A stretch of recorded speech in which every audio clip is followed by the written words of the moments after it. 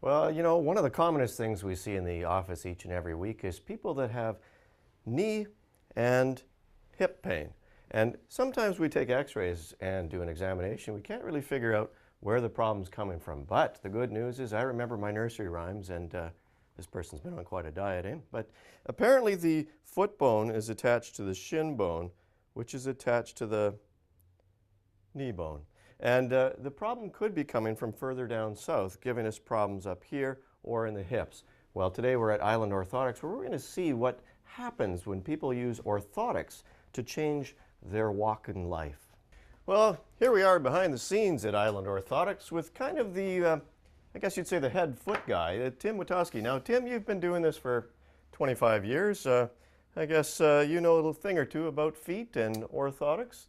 What the heck, how do you make these things, and why would you make them? Who would benefit from these?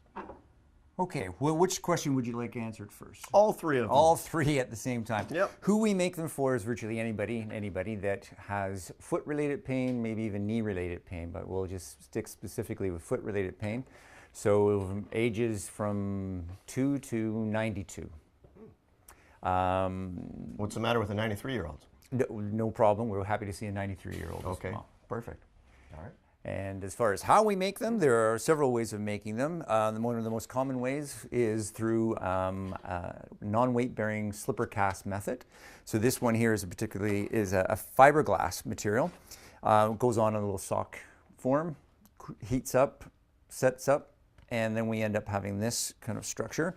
We fill it full of plaster. We end up having this type of thing here, which we will modify, and ultimately we're going to end up making something like this, which is just roughed in at the moment.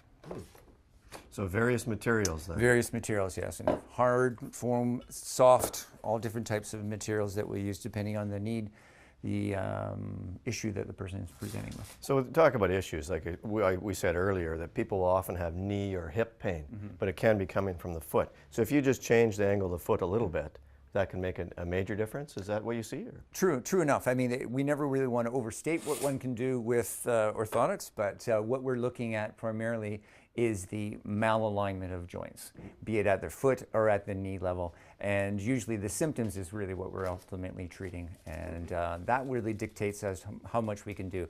But joint line weight-bearing surfaces is kind of what we're built on.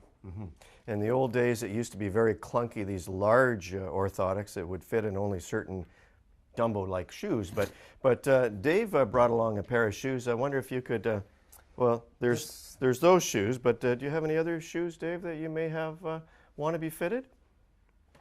Why? Oh, there you go. Would that be able to accommodate some of your orthotics nowadays with these sport orthotics? Well, possibly, yes. If Dave could get that on, I'm sure we could get something inside there as well.